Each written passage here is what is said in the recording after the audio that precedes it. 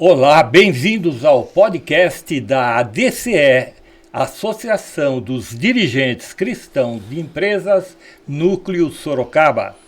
Hoje o nosso entrevistado é Dom Júlio Endia Camini, arcebispo metropolitano de Sorocaba, que participa do POD 18 de dezembro com o tema A Vocação Cristã e Empreendedorismo. Dom Júlio, mais uma vez, é uma alegria para a DCE recebê-lo no POD 18 para conversar com os nossos internautas. Lembrando que o seu último podcast foi o primeiro POD 18 e esteve em primeiro lugar de audiência durante vários meses. Gostaria que o senhor fizesse, então, a sua abertura, né, Muito nesse bem. podcast. Muito obrigado, Vanderlei. Quero saudar todos aqueles que seguem, este canal POD 18 e esperamos que seja uma entrevista, um diálogo frutuoso, que possa aprofundar os temas o tema que faz parte, desta entrevista, desse podcast, que a gente possa contribuir também para o crescimento da inteligência desse tema. Obrigado, Dom Júlio. No dia 15 de julho de 2023, o senhor publicou um artigo na imprensa com o tema A Vocação Cristã e o Empreendedorismo. E aí, no dia 6 de outubro do mesmo ano, 2023, o senhor fez uma palestra aos diretores da DCE e convidados na Cúria Metropolitana e falou sobre Sorocaba e o empreendedorismo cristão.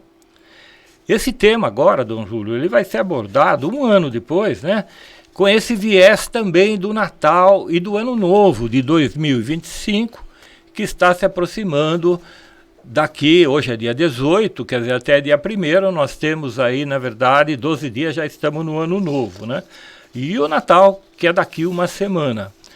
Eu queria perguntar para o senhor o seguinte: a espiritualidade, ela não deve ser um departamento da nossa vida, apenas em época de Natal, Dom Júlio? Bem, a espiritualidade não tem a ver com a nossa, como é que posso dizer? A gente sempre pensa o ser humano como corpo e alma, Uhum. Como se fossem departamentos separados. Quando a gente fala de espiritualidade, estamos falando principalmente do Espírito Santo, não é? Estamos falando da nossa vida segundo o Espírito Santo.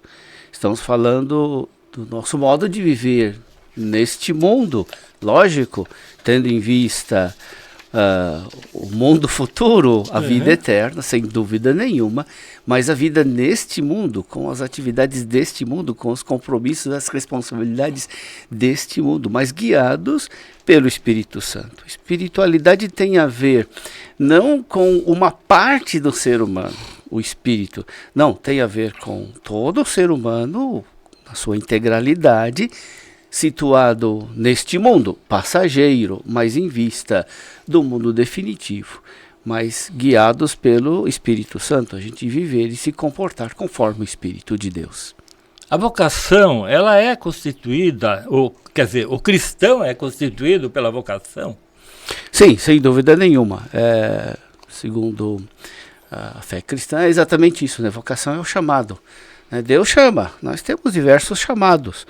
Alguns são chamados para a vida matrimonial, a vida familiar, outros para a vida consagrada, a vida sacerdotal. Nós podemos considerar também as profissões como um chamado, porque a profissão não é somente um ganha-pão. Lógico que é importante, a profissão como um modo de a gente se sustentar, viver uma vida digna e proporcionar uma vida digna também para aqueles que dependem de nós, de modo especial a família.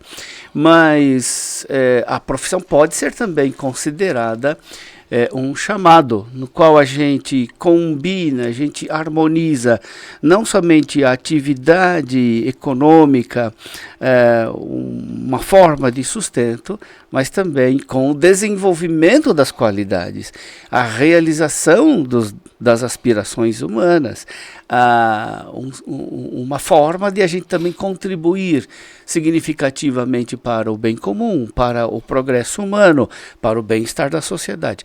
Veja lá, então, que a profissão ela pode adquirir uma profundidade muito grande, segundo a fé cristã, que não é chamada somente a ganhar dinheiro e subsistir, mas é chamada também a tornar o mundo melhor, a cuidar das pessoas, a se responsabilizar pelos mais pobres, pelos mais necessitados, de promover a justiça social, de promover também a paz no mundo, as relações entre as pessoas.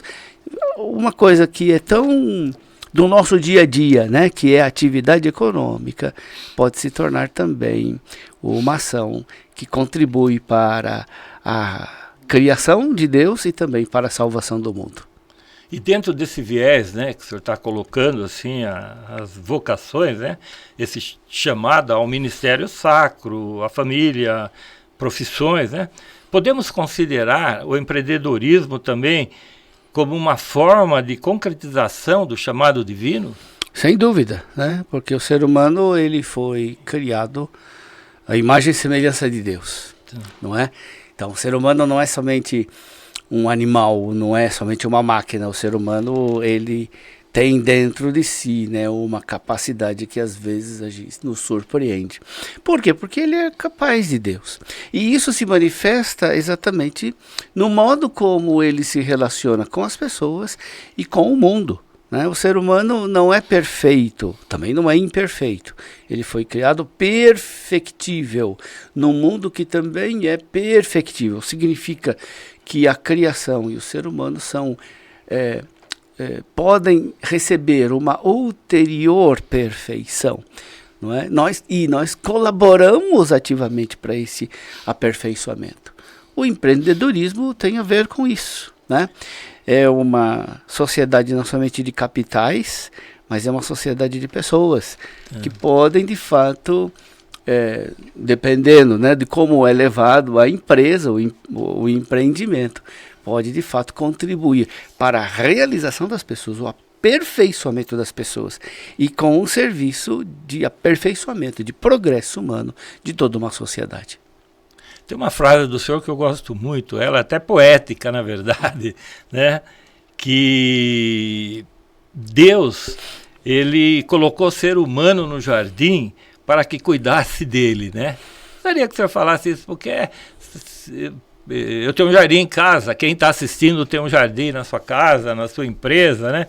E é mais ou menos isso. Essa é a imagem, essa é a imagem do Gênesis, não é? Deus formou Adão, né, e o colocou num jardim para que cuidasse do jardim.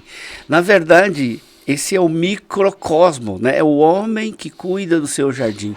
Na verdade, esta imagem tem também uma dimensão macrocósmica, no sentido de que cuidando do seu jardim, cuidar do jardim é uma imagem do cuidado que o ser humano tem com toda a criação, todo o cosmos.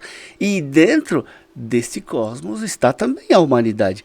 Cuidar das pessoas, não é? A relação fundamental do ser humano com a natureza e com as outras pessoas é uma relação de cuidado. Veja que imagem bonita esta do Gênesis. Né? E o pessoal fica com essa polêmica inútil, dizendo quem que diz a verdade, a ciência ou a Bíblia? Não, a Bíblia fala a verdade que nos conduz à salvação.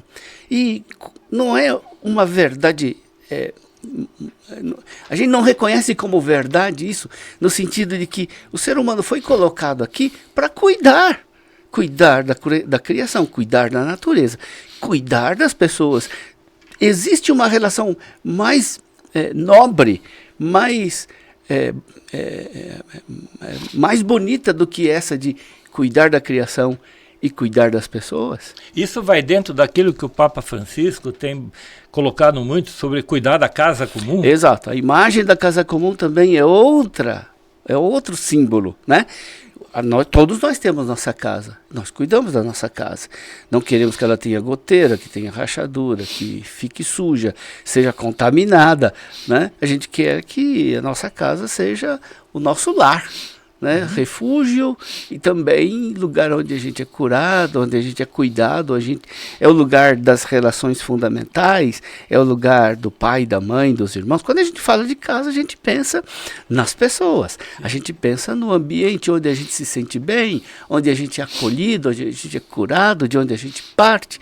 Veja lá, é uma imagem, como é que posso dizer, do nosso microcosmo, mas que na verdade quer falar da nossa responsabilidade por toda a criação, cuidar da casa comum. Nós queremos legar para as próximas gerações uma casa bem cuidada ou uma casa devastada? Queremos legar para os filhos e os netos uma casa limpa, asseada ou uma casa suja e destruída? E isso, então, de novo, a imagem da casa é uma imagem que nos remete para a solidariedade intergeracional, né? A solidariedade entre as gerações, porque as próximas gerações estão vindo. Como é que o que a gente vai entregar para elas? Nós estamos aí há uma semana do Natal e as campanhas, né, de solidariedade, de entreajuda, acaba participando ativamente aí das redes sociais, das entidades, associações, né? Esse é um ato que brota naturalmente numa época como o Natal. Mas isso não deveria ser o ano inteiro, Dom Júlio? Não só o ano inteiro, deve ser de fato a nossa vida cristã, não é? É interessante. A questão do empreendedorismo, a gente pode explicá-la não. A gente pode falar do empreendedorismo cristão em duas chaves, né? A chave da criação, então, de fato, cuidar da criação, cuidar da natureza, cuidar da humanidade, cuidar das pessoas. Mas nós também podemos falar na chave da redenção, né? Na teologia, a gente distingue estas duas ordens. A ordem da criação, porque nós fomos criados por Deus e fomos colocados nesse mundo para cuidar dele. E da ordem da encarnação, ou seja, Deus vem ao nosso encontro, assume a nossa humanidade. Ele que é Deus desde a eternidade se torna o homem que nem sempre foi. E ele assume a figura histórica de pobre, não é? Ele poderia ter escolhido outra figura histórica, poderia ter nascido como rei, poderia ter nascido como uma pessoa poderosa, influente, como um rico, né? Poderia ter assumido outras formas históricas, tantas formas históricas ele poderia ter assumido. Mas ele foi assumir uma forma histórica de extrema pobreza. Nasceu numa estrebaria de animais, seu corpo foi reclinado num coxo de animais. Isso não tem significado também para a nossa vida cristã? Evidentemente. E também para o empreendedorismo isso também chama a atenção. Eu acho que todas essas campanhas de solidariedade para com os mais pobres brota exatamente desta raiz, né? Essa matriz cristã da fé na encarnação do Verbo. Ele de rico se fez pobre. O empreendedorismo cristão, ele deve ter esta marca, né, de uma atenção especial para com os mais pobres. Não é? Esta responsabilidade social de cuidar exatamente das classes menos favorecidas. Lógico que o empreendedor não é um assistente social, mas ele tem que ter a sensibilidade social que forma a sua consciência. Sua consciência é formada exatamente pelos mistérios da fé. E o primeiro dele é a encarnação do Verbo. Não é? Então, um empreendedor cristão que vai à missa, celebra o Natal, né, tem sempre diante de si esta imagem do presépio, né? Nossa Senhora, São José, os pastores, as ovelhas, os bois, e esta imagem da pobreza do menino Jesus reclinado na manjedoura. Ele é formado, né? Ele não é só formado, ele é mergulhado neste mistério cristão da encarnação do Verbo.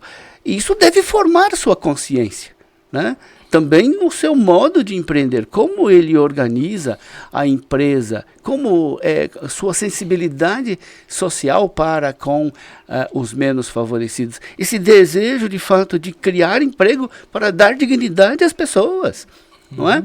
E por quê? Porque ele enxerga no mais pobre a presença do próprio Jesus Cristo. Tá. Uma das afirmações que o senhor fez, né, na sua palestra, uma vez que o mundo é limitado e perceptível, né, o homem pode exercer no mundo, né, a sua inventividade e ação criadora dentro disso que o senhor está dizendo, né? Isso é mundo, é humanidade, não é para determinado grupo de pessoas. Qualquer pessoa, como ser humano, como filho de Deus, deveria ter essa... Sim, sem dúvida nenhuma, né? A criatividade, a liberdade, a imaginação, né? Ao aperfeiçoar as coisas, ele se aperfeiçoa também.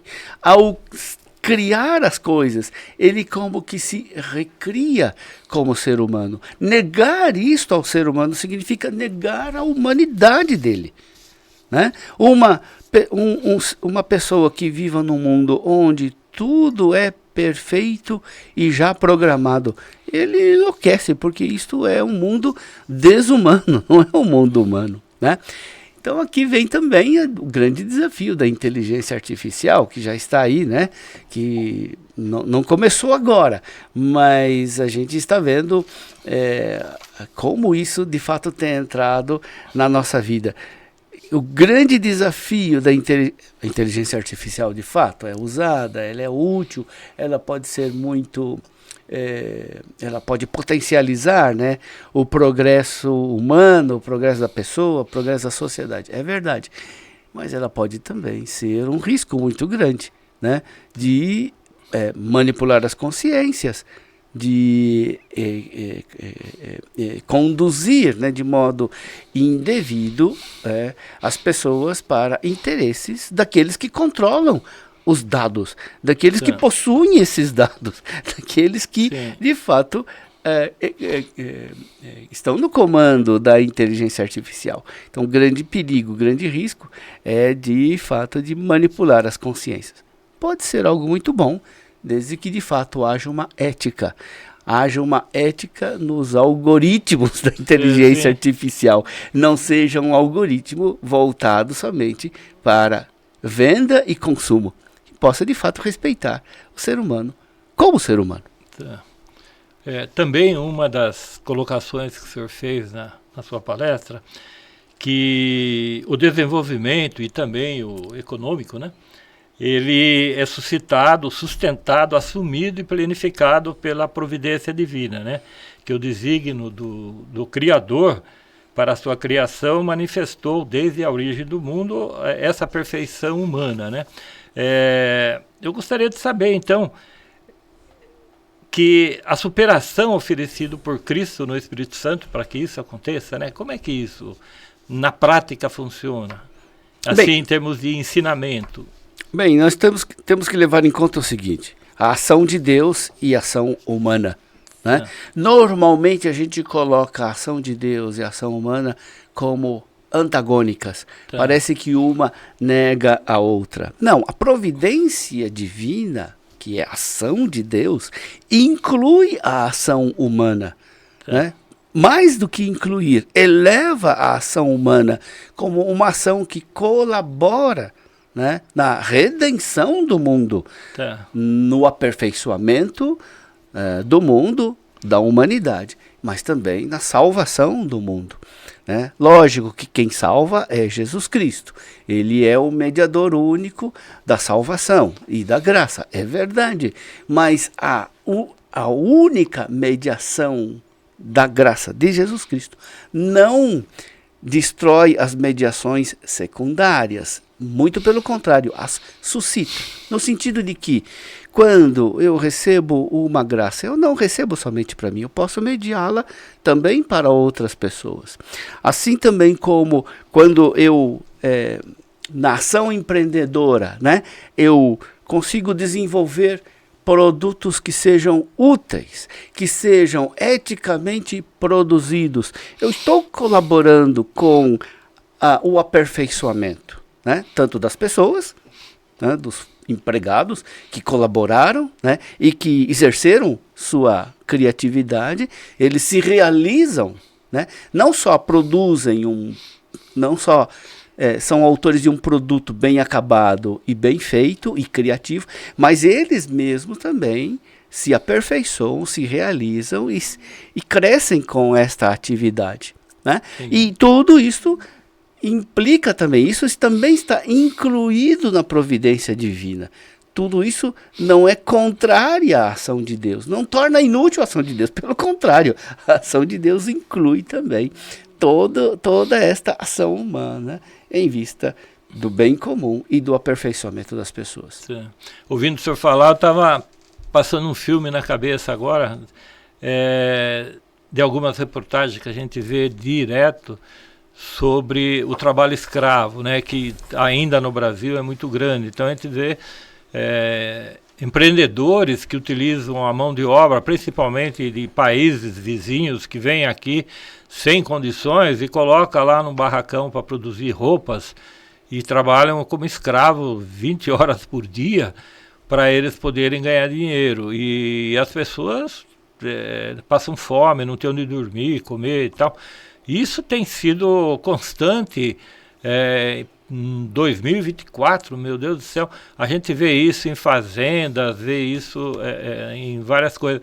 O que você teria a falar dentro desse contexto que o senhor acabou de dizer, né? Bom, antes de colaborar com Deus na criação do mundo, está destruindo sobre o trabalho escravo. Sim, isso vai contra o desígnio de Deus, né? E a vontade de Deus. Então, na Escritura nós vamos ver ali a figura dos profetas, né, que falam duramente contra aqueles poderosos, né, que se utilizam do seu poder para explorar os outros. No Novo Testamento nós temos várias parábolas de Jesus, né, que criticam duramente, né, a avareza. O que é avareza? A avareza é este apego, né, desordenado aos bens materiais, que não retrocede também quando para ganhar dinheiro desrespeita a ética e a dignidade das pessoas. Desrespeitar as pessoas significa ofender a Deus. Na Escritura, na Revelação, nós temos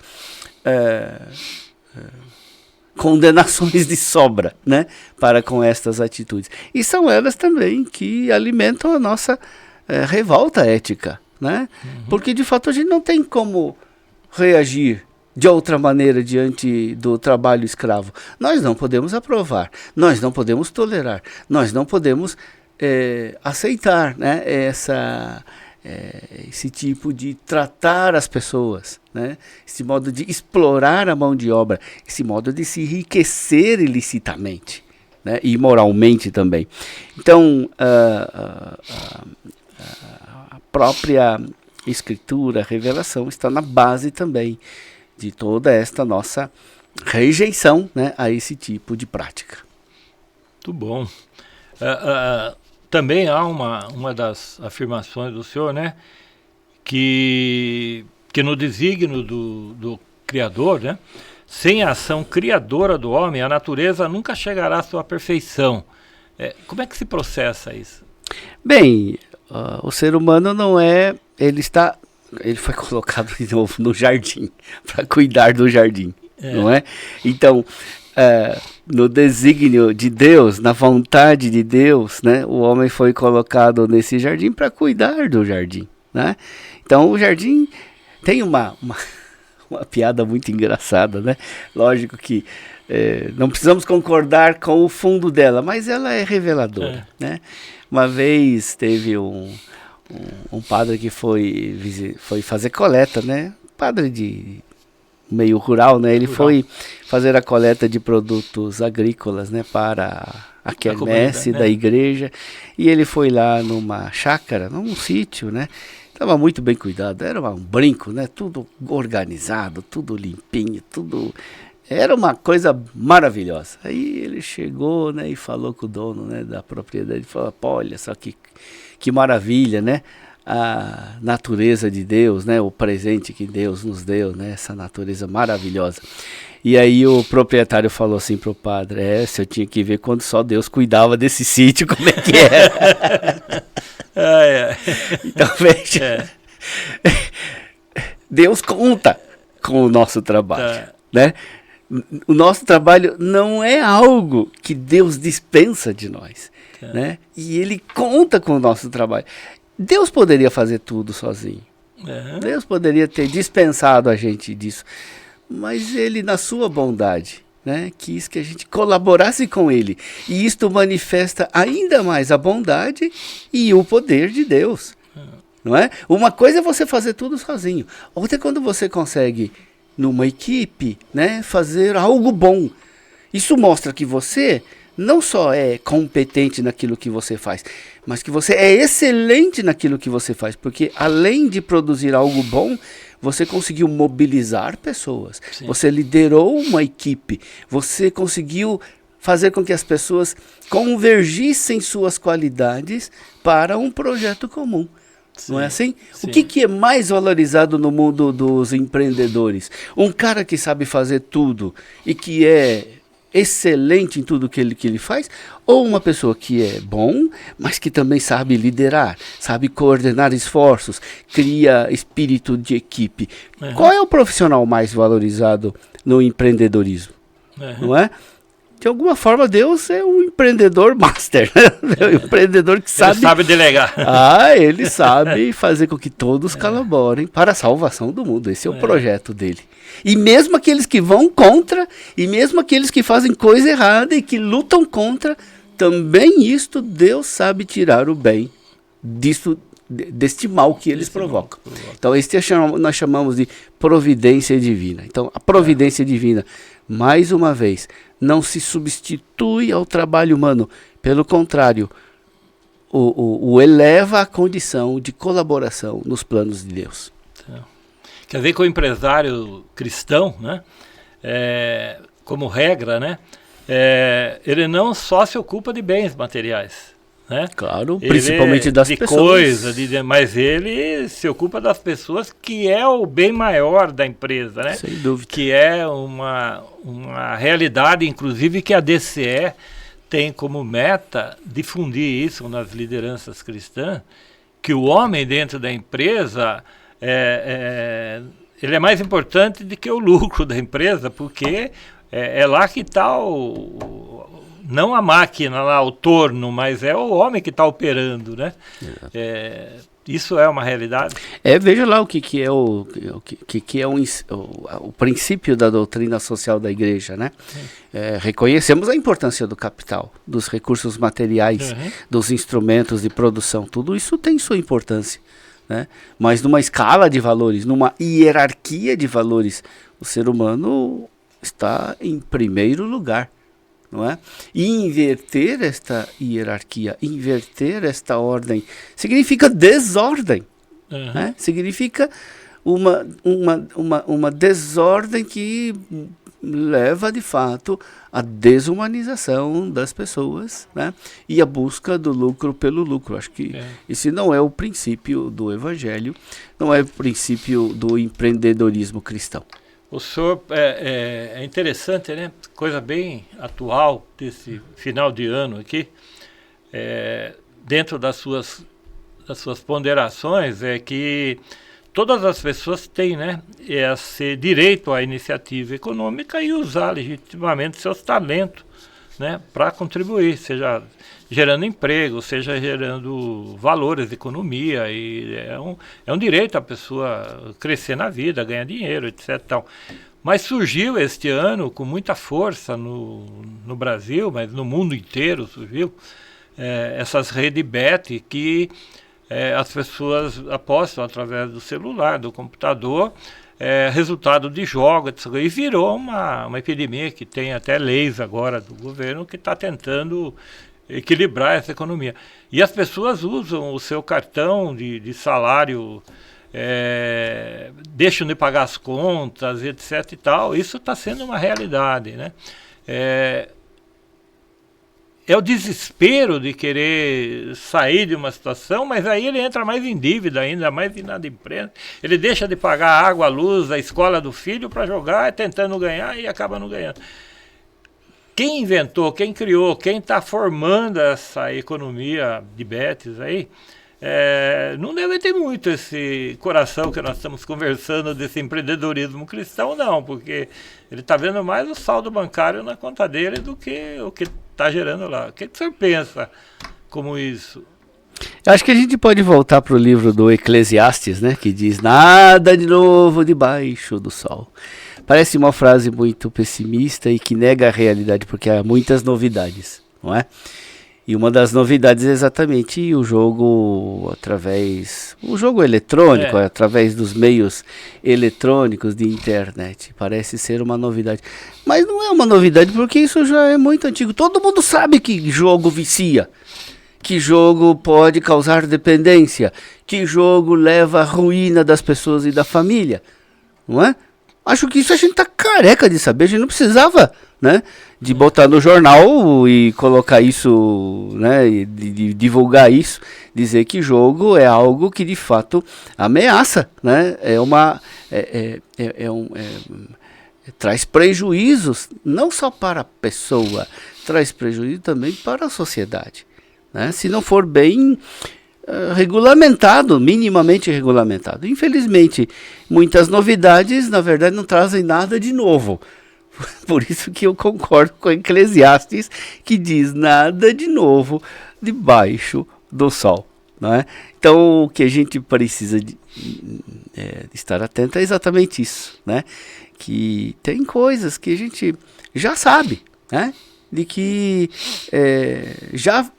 sabemos não só teoricamente, sabemos na prática, né? Na prática a gente sabe o que leva à dependência do jogo, né? O que leva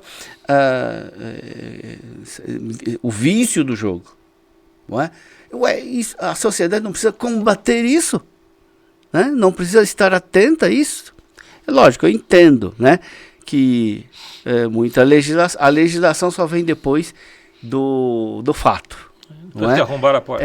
Depois do fato. Tá bom, eu acho que deve ser feito. Eu acho que é necessária uma atenção especial. Mas cabe alguma coisa a nós, como católico, cristão, enfim, o clero dentro das suas comunidades, orientar as pessoas, as mais simples, que na verdade gastam o pouco que tem, e as mais ricas que gastam até sem medidas. Uhum.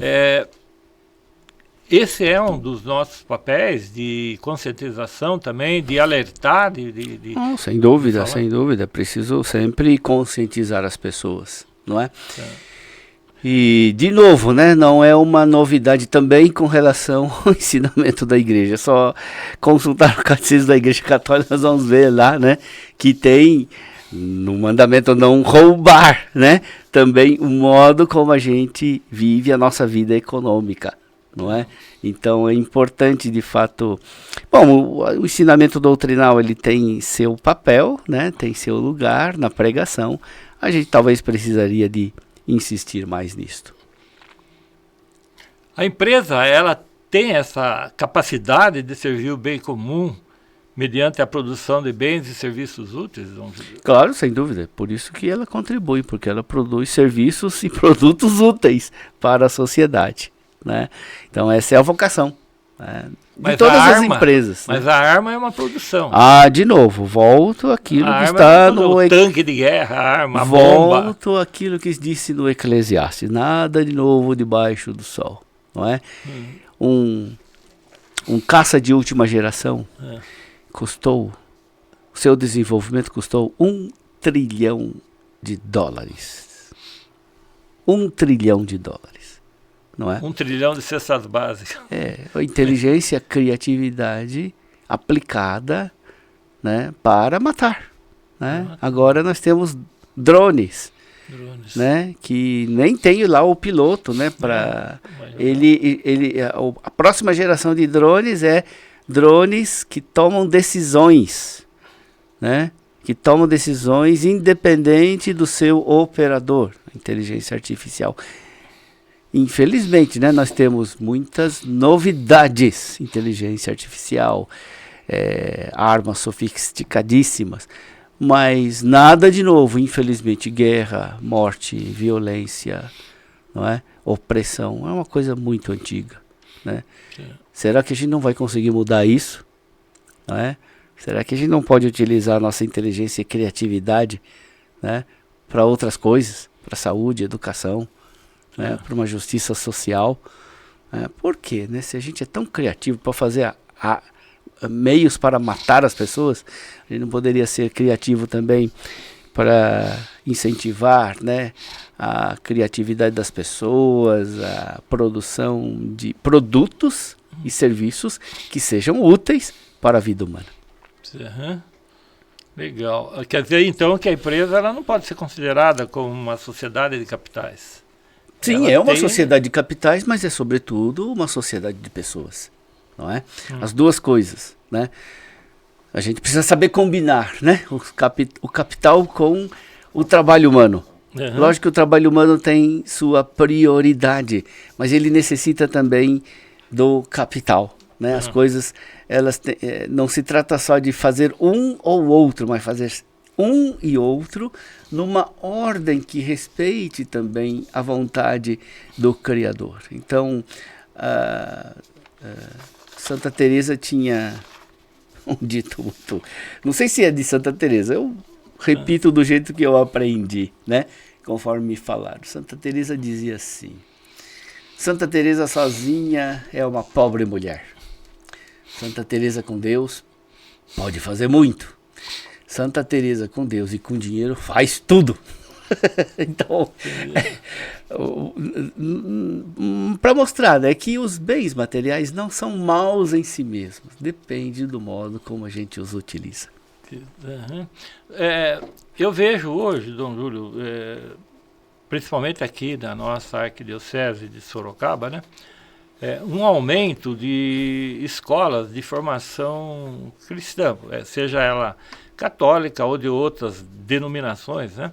Eu vejo que tenho visto pela cidade aí bastante propaganda dizendo de abertura de novas escolas. Começa na infância essa formação, porque, queira ou não queira, uma escola cristã, ela tem alguns conceitos de ensino que não são tão radicais em termos de metodologia, como é uma né? Tem aqui, por exemplo, a Santa Escolástica, tem os Salesianos, tem, né, o Veritas, são várias, e outras denominações que tem, né? Se a educação na criança já tem esse viés assim de uma formação mais humana, né? Vai se formar futuramente um empreendedor mais consciente? Bom, sem dúvida, né? Eu acho que começa na infância. A educação é isso, né? Por isso que a gente precisa cuidar bem também da educação dos primeiros anos, né? Porque lança as bases, né? Lança as bases, não só de maneira teórica, mas também simbólica, de modo imaginativo, prático, né? É interessante, né? Quando a gente vê crianças, né? Que se comportam de uma maneira delicada para com os coleguinhas, né? De modo especial os mais frágeis. Demonstram uma educação que vem de casa, vem de família, né? Então, a escola ela deve subsidiar, deve ajudar os pais, né, na educação dos filhos. Os pais são os protagonistas da educação dos filhos. E a escola não pode se substituir à família na educação dos filhos, né? Estamos vendo atualmente um fenômeno, né? Ou às vezes a escola parece querer tomar o lugar dos pais, ou os pais delegar a educação para a escola. Tanto uma coisa quanto outra não são positivas, né? Na doutrina, no ensino social da igreja, né? Tem ali o chamado princípio da subsidiariedade, né? Um dos princípios, né, da doutrina social da igreja é exatamente a subsidiariedade, no sentido de que é preciso reconhecer a primazia de alguns autores. Por exemplo, na educação, o protagonismo é da família, não é? E então a escola, o Estado não se substitui à família, mas subsidia a família para que ela de fato possa cumprir bem a sua missão e a sua vocação na educação dos filhos. Então isso é aquilo que nós chamamos de princípio de subsidiariedade. Outra coisa interessante que tem acontecido nesse fenômeno, né, das escolas é exatamente as famílias que se associam para criar escola, né? Porque, de fato, desejam, né, cuidar da educação dos filhos. Tá. Eu acho que isso faz parte da liberdade, né, das pessoas. É outro direito importante da doutrina da igreja. A liberdade de associação para determinados fins, né? Então, muitas vezes, famílias se associam para criar escola, para também no sentido de garantir, né, aos filhos uma educação que seja compatível, né, com os seus princípios. Sim. Então, o que a gente tem que fazer? A gente precisa acompanhar, né, para que de fato possam estar em harmonia também com as diretrizes tanto da Santa Sé quanto da Igreja no Brasil. Uhum. A DCE tem, este ano de 2024, aqui de Sorocaba, ela teve assim também como meta difundir a educação financeira, né? Tanto no podcast, fizemos um podcast com especialista, né? Como palestra, no mês de outubro, nós fizemos uma palestra lá no Senac sobre educação financeira. Também onde a pessoa que deu a palestra, ela citou exemplos, né, do filho, né, que ela tem de 12 anos, onde ela educa desde criança o filho a ter essa educação financeira para futuramente não ser um consumidor meio maluco, aí, um filho que queira só as coisas da moda e depois de 1 hora, 10 minutos joga de lado e perde, né? Então é interessante esse papel que as entidades, que as pessoas conscientes têm no sentido de buscar, né, essa educação financeira. Nós estamos no caminho assim final do nosso podcast, né, do Júlio? A hora passa rapidíssimo, 1 hora vai assim, né? Gostaria que eu tenho 4 mensagens que eu gostaria que o senhor deixasse, né? A primeira mensagem é para aqueles que são empreendedores e para aqueles que estão buscando, né, conversar lá em casa, conversar com amigos e querendo empreender. Eles certamente vão fazer um plano de trabalho, um plano de ação, o que vender, como vender, que ponto arrumar, como é que vai ser o negócio dele, né? E às vezes eles esquecem também um ponto que deveria ser colocado lá no plano de negócio dele, né? Como agir, né, como empreendedor cristão, né, que é o nosso tema aqui. Como é que ele deve colocar nesse plano? Eu gostaria que o senhor deixasse uma mensagem assim, né? O senhor não é consultor empresarial, mas é um consultor espiritual, né? E como consultor espiritual, que palavra o senhor deixaria, né, para tem tanta gente que vai estar assistindo a gente, que está pensando em começar 2025 com um negócio novo, e com certeza muitos vão abrir, o que ele deveria colocar no negócio dele em termos espirituais? Eu acho que a primeira coisa é isso, né? Às vezes se preocupa muito com a técnica, né? Ou as leis de mercado. Não, eu acho que está correto, precisa pensar em tudo isso. Quem sou eu para dizer como é que vai ser uma empresa, um empreendimento, né? As pessoas entendem muito melhor do que eu nesse aspecto. Mas eu acho que não poderia faltar espiritualidade. Espiritualidade significa significado, sentido, finalidade. Para que tudo isso? Não é? Lógico que a gente visa lucro, a gente visa crescimento, a gente visa prosperidade econômica, não só para si, mas também para os outros. Tudo isso eu acho que está correto, né? Mas precisa continuar perguntando, para quê? Bom, tá bom, eu quero enriquecer de maneira ética, mas para quê? Para a gente poder se realizar como pessoa humana. Mas para quê? Não, para a gente poder também proporcionar a mais famílias uma vida digna. Mas para quê? Né? E continuar perguntando qual é o significado, qual é o sentido. Eu acho que para o empreendedor cristão, né, a razão última, a espiritualidade exatamente fala da razão última, do significado último de todo esse esforço, que dá sentido a todos os esforços, né? Que de fato é a vida eterna, a vida com Cristo, não é? A salvação do mundo, né? Conforme a gente já falou nesse podcast, né?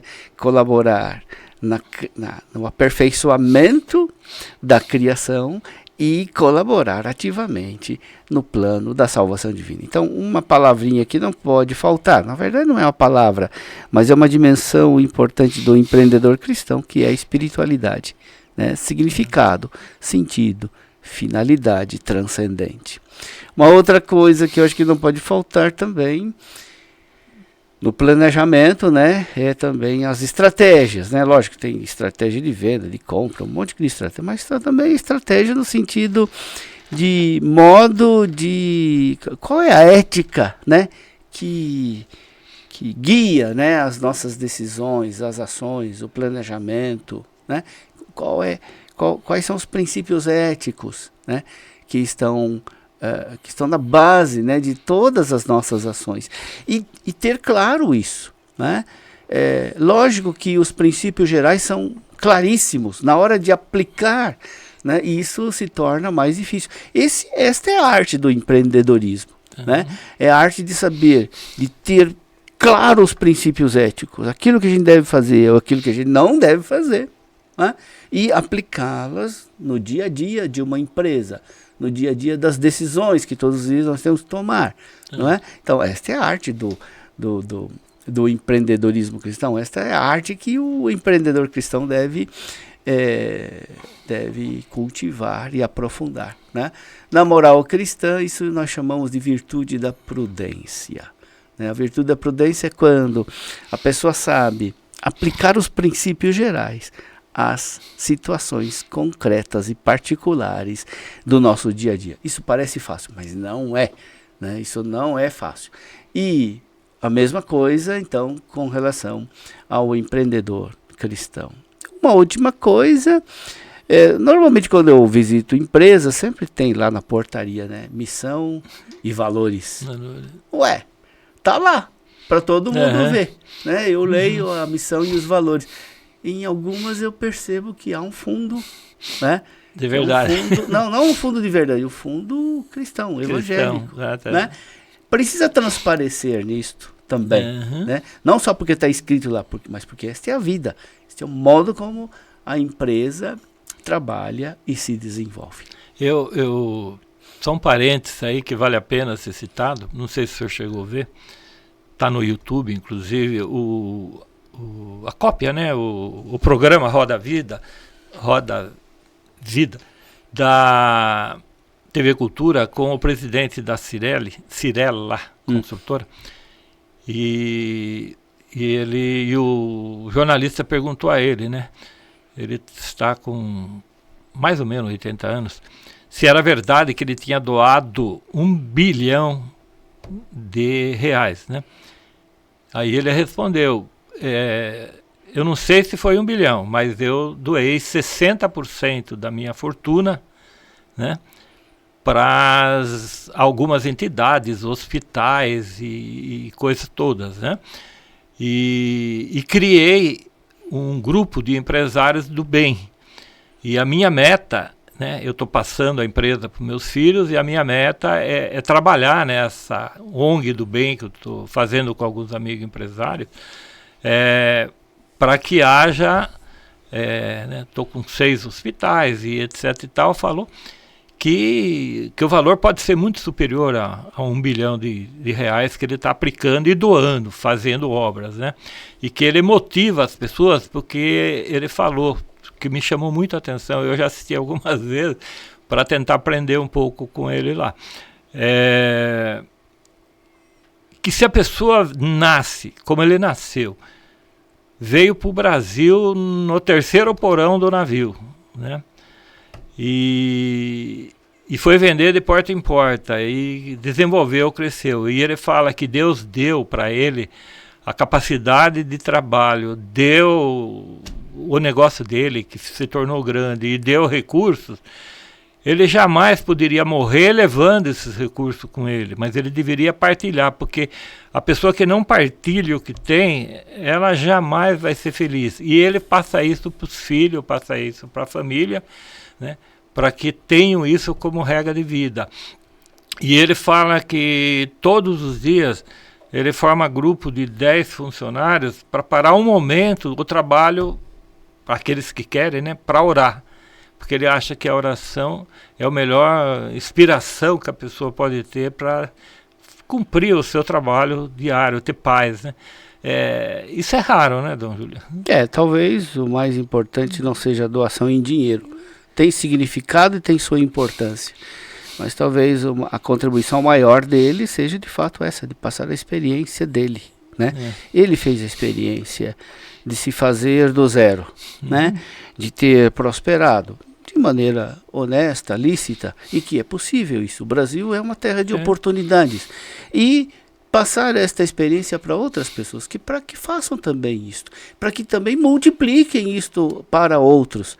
Isto tem uma força de contaminação do bem, né, muito grande, né? Assim também como o mal contamina as pessoas, né, o bem tem uma força de contaminação muito superior. Talvez o que eu acho, segundo a sua descrição, né, eu acho que o legado mais importante não é só a doação em dinheiro, é também, mas principalmente a partilha da experiência pela qual ele passou, que foi positiva para ele e que ele deseja também transmitir aos outros. Legal. Júlio, chegando no final, eu queria uma coisa assim muito... Queria aproveitar, né, porque é o último podcast do ano. Esse ano, na verdade, foi o ano do centenário da Arquidiocese. O senhor viveu momentos assim muito importantes dentro da história da Arquidiocese. E que mensagem que o senhor deixaria, né, até como aprendizado também para todos nós que estamos assistindo, o que o centenário deixou de marcante? Eu sei que deixou um livro, deixou um monumento, mas o que a essência assim da mensagem de um centenário de uma arquidiocese e que deve continuar agora, né? 2025 para os 101 anos e assim vai. Que mensagem o senhor falaria do centenário? Bem, eu acho que eu já partilhei isso, né, em algumas ocasiões e também na homilia do dia do centenário, né? Para mim foi uma grande alegria celebrar o centenário da Arquidiocese de Sorocaba, e eu acho que aquilo que mais me deixa feliz, me deixa contente, e eu acho que também é uma experiência que eu gostaria de partilhar com os outros, né? É exatamente a importância da igreja para a nossa vida cristã, né? Muitas vezes as pessoas entendem a igreja apenas como uma instituição pesada, tradicionalista, cheia de regras, muito burocrática. Acho que esta imagem pode estar na cabeça de algumas pessoas, mas acho que isso é pouco, né? Não corresponde à realidade, né?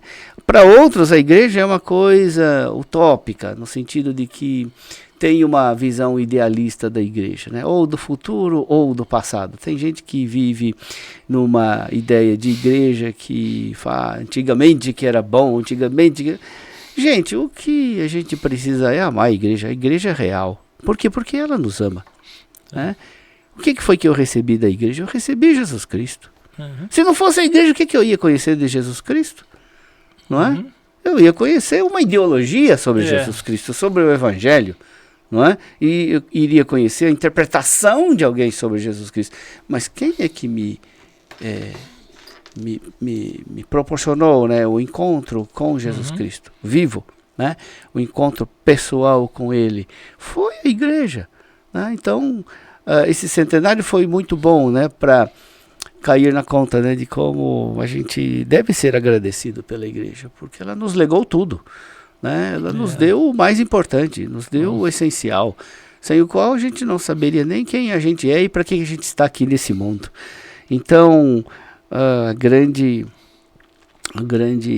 contribuição desse centenário, eu acho que é exatamente isso, de incentivar nas pessoas um amor verdadeiro pela igreja. A igreja real, a igreja que existe, a igreja de Sorocaba, que fez 100 anos, ela não é perfeita, ela é feita de pecadores, de gente imperfeita e gente pecadora, mas ela tem uma história, ela tem uma vida, ela construiu muitas coisas, ela realizou muitas coisas, ela continua realizando e cuidando das pessoas. E isso nos enche de alegria, nos enche de gratidão a Deus e à igreja. Obrigado. Historicamente, né, o POD 18 da DCE ao registrar a sua presença hoje e falando do centenário, também vai ficar na história da comunicação, né? Tá lá vai ficar no YouTube por muito tempo. E então, para nós, então, é muito importante essa opinião. E para encerrar, Dom Júlio, a mensagem, 2 mensagens, que eu falei 4, agora só falta 2. Uma, gostaria que o senhor deixasse, que é a semana que vem, o Natal. Gostaria que o senhor deixasse uma mensagem de Natal para todas as pessoas e em seguida o senhor falasse também uma mensagem de Ano Novo, de fé, de esperança para 2025. Bem, o Natal é a festa do encontro. Nós vivemos num mundo de muito desencontro, de muito confronto. Vivemos num mundo que tem muito muro e que agora tem muitas trincheiras, né? Os ventos da guerra de fato nos ameaçam. A festa do Natal é a festa do encontro, né? Neste mundo de tantos desencontros, né?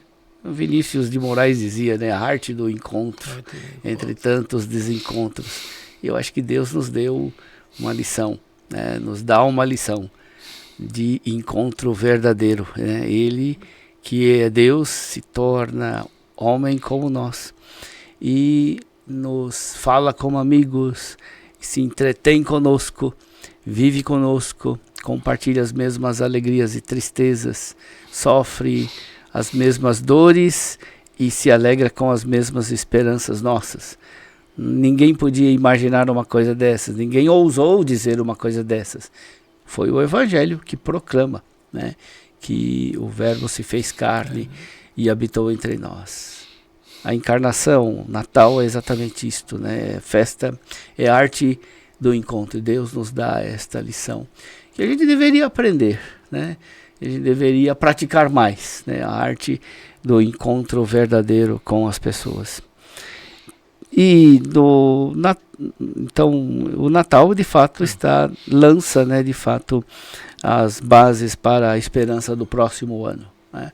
Espero que de fato no próximo ano a gente consiga superar as guerras, né, que divide a humanidade, que divide as nações, as guerras também no nosso país, né, as guerras entre as pessoas, possa de fato ser a superação, né, de tantos desencontros que nós vivemos neste nosso país. Espero para o ano de 2025, né, que é o ano do jubileu, né, caminhar na esperança, somos peregrinos da esperança, né, que seja um ano de esperança, né? Esperança que não é puro futuro, não, esperança que a gente já experimenta no presente. Por isso que a esperança não decepciona, porque ela já é uma antecipação daquilo que nós aguardamos para o futuro. Seja o ano 2025, o ano de peregrinar de esperança em esperança, de peregrinar na esperança fundamental de ir ao encontro de Cristo. Dom Júlio, muito obrigado mesmo pela sua participação, sua generosidade de estar aqui presente. Desejamos ao senhor, à sua família, a todo o clero da cidade, a toda a comunidade também um santo Natal, né? E para encerrar, o nosso cinegrafista João está dando um close aqui no nosso presépio, mostrando aqui esse simbolismo também que nós temos aqui nessa mesa do podcast, né? Passando assim essa imagem também do Natal. Queremos registrar a participação da nossa presidente da DCE, a Regina Carvajal, que está prestigiando conosco aqui, com a equipe aqui do Estúdio Corp. O nosso agradecimento, hoje é o 12º podcast, e então é um ano já de caminhada e vamos começar aí o 13º, né? Agora no mês de janeiro, né? Então, participe do podcast da ADCE, você que nos acompanhou durante esse ano inteiro, participe das palestras, torne-se associado da ADCE e venha somar com a gente, né? Em busca desse trabalho, um trabalho generoso para com os empreendedores, para com as lideranças cristãs. A DCE está de portas abertas. Nós temos um novo site agora que está sendo projetado na tela para você, e vamos encerrar então o nosso podcast, desejando um Santo Natal, Feliz Natal, um 2025, com um vídeo, né, da DCE Sorocaba mostrando o que foi esses 12 meses, com imagens desses 12 meses e acompanhando também de uma música tema que a DCE criou para a nossa associação. Até o próximo! Mundo justo e fraterno começa em casa, na comunidade, na empresa. Pra seguir essa trilha de ética e valores cristãos, a DCE Núcleo Sorocaba promove palestras, podcasts, encontros de lideranças da comunidade empresarial, associação dos dirigentes cristãos de empresas busca na valorização do ser humano a principal razão da atividade empresarial e da economia de valores. Juntos vamos manter a chama acesa dessa espiritualidade empresarial, a responsabilidade social empresarial centrada na pessoa. Foco da DCE proporciona sentido de pertença e ligação afetiva à comunidade e ao meio ambiente. O ensinamento da doutrina social cristã no dia a dia contribui para que a vida das pessoas no planeta Terra seja mais digna e feliz.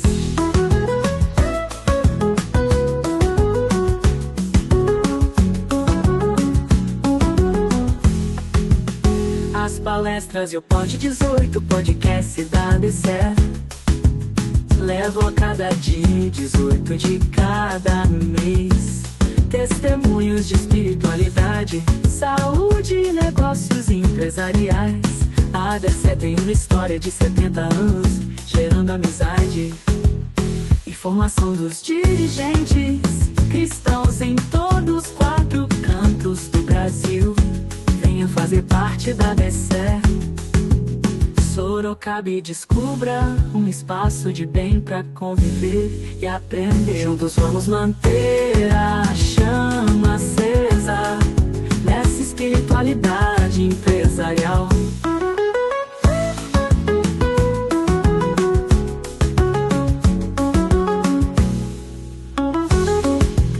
Juntos vamos manter a chama acesa dessa espiritualidade empresarial.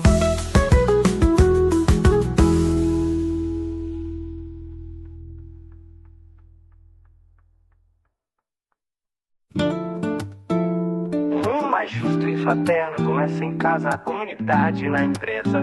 Pra seguir essa trilha de ética e valores cristãos, a DCE Núcleo Sorocaba promove palestras, podcasts, encontros de lideranças da comunidade empresarial, associação dos dirigentes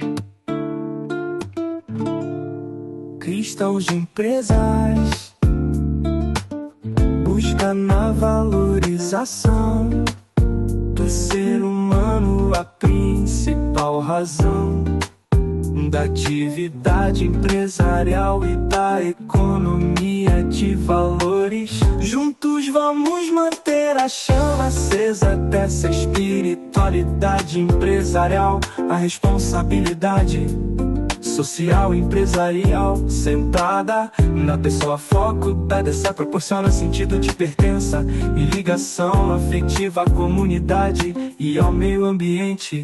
O ensinamento da doutrina social cristã no dia a dia contribui para que a vida das pessoas no planeta Terra seja mais digna e feliz. As palestras e o Pod 18 podcast da DCE levam a cada dia 18 de cada mês testemunhos de espiritualidade, saúde e negócios empresariais. A DCE tem história de 70 anos, gerando amizade e formação dos dirigentes cristãos em todos os 4 cantos do Brasil.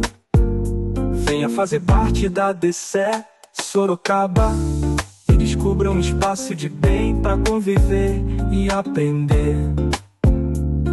Juntos vamos manter a chama acesa dessa espiritualidade empresarial.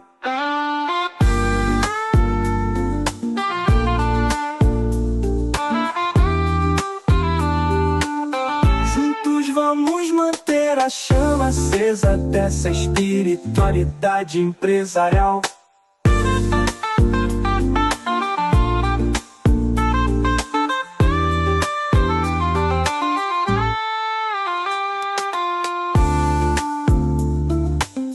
Juntos vamos manter a chama acesa dessa espiritualidade empresarial. A responsabilidade social empresarial centrada na pessoa, foco da DC proporciona sentido de pertença e ligação afetiva à comunidade e ao meio ambiente. O ensinamento da doutrina social